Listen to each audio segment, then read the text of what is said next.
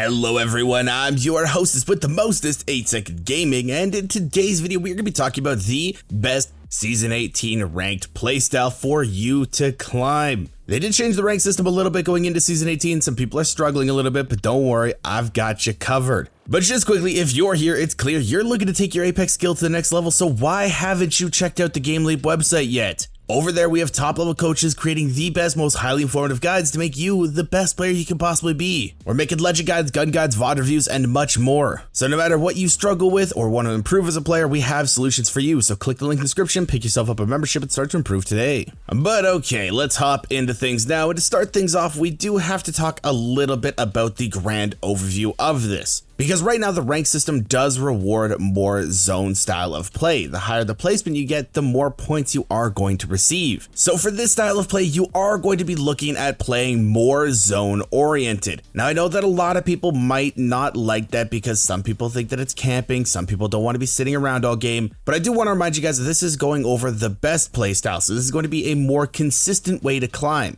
If you guys want a more aggressive one, I can definitely cover the edge playstyle, but you guys gotta let me know if you want me to do that in the comments down below. But okay, now that we know what we're looking to do, let's actually hop in and how to do it. So starting off, we have to talk about your drop spot because a drop spot is a very crucial thing in Apex. It kind of sets you up for the whole game. And right now, it is not worth taking a drop spot that has a team contesting you. And when you are picking a drop spot, it is not worth picking anything that is contested. You always want to drop on your own. Sometimes those early game drop spots are RNG if you are contesting a team, and right now a lot of people are looking to third party off drop. So if you're extending that fight off drop, you're probably going to get third partied and you're probably just going to get sent back to the lobby. Not worth it. So what you want to do is something that I like to call a reaction drop. As soon as you get into the dropship, 180. Look at where everybody's going, see where spots are taken, see where spots are open. And once you notice an open spot that has a decent amount of loot, you immediately drop there and go with your team there. It doesn't matter if you're going to be technically landing late at that spot because nobody else is going there. But you also don't want to hesitate because if another team sees that that spot is open, they're probably also going to go there too. And if you wait and you both drop at the same time, now you're both going there, now you can test it and you're going to have to roll the dice on this fight. So as soon as you see a spot that's open, don't hesitate, immediately take it. This will set your team up for some really good odds in the early game because you're not going to be contested and you can just easily loot for free. And massive bonus points if that spot has either a crafter or a ring console. With this type of playstyle, it is a little bit better to have a control legend on your team in order to scan ring consoles in order to give you guys that ring information so you can know where it's going to pull a little bit easier. Plus, they also help you guys lock down buildings, so when you do get to zone, it's going to be a little bit harder for people to push you. So a control legend, definitely a very strong pickup. Now, looting is very straightforward, doing all that stuff in the early game, very straightforward. So now let's jump straight to the mid game.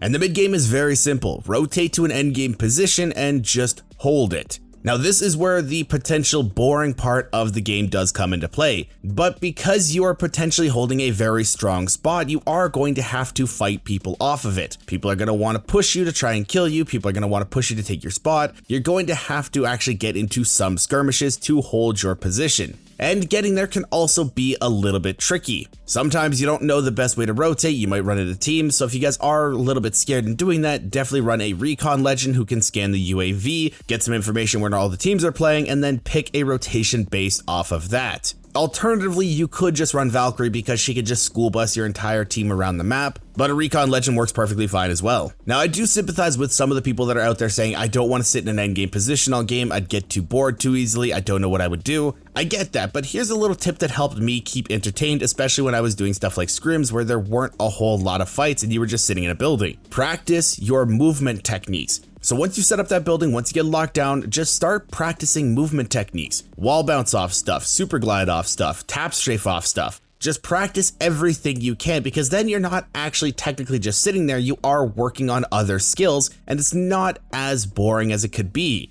This is something that did definitely help me keep entertained in these situations, and I'm willing to bet that it'll work with at least some of you, so give it a shot. But okay, that is the mid-game covered, so now let's get into the end game. And don't worry, I know some people are out there thinking, well, he hasn't talked about fighting anybody yet, so where are the kills coming from? This is where they come from. End games get very hectic, and if you actually have a solid spot that you've been holding for a while, you can start to pick off a ton of kills as people are panicking trying to get a spot in zone. They run in, they force fights that they shouldn't force fights in, and you can start to get some really easy kills as they're not expecting you to join in the fight as well from your vantage points. So once the circles get a little bit smaller, stop doing your movement techniques, actually start to pay attention, figure out where people are fighting, and start to pick off some kills. But you also need to be paying attention because if you need to move, then this is the time that you have to do it. When everybody's panicking and fighting and people are trying to force stuff, this is your opportunity to take a new spot if the circle did pull away from you. Not as many teams are going to be focusing on you, some teams are going to be paying attention to the fight, some teams are going to be fighting. It gives you the golden opportunity to get a new spot and zone. If you see something open, again, do not hesitate. Take that. If you hesitate, some other team might be going for it and you just lost your opportunity. So if you need to move, you see an open spot, bam, you take that. Your whole team is there. But endgame circles are very straightforward in terms of you're just trying to win the game. Try to figure out where the zone's gonna pull, set yourself up for victory, and just start to manipulate the other teams into fighting each other.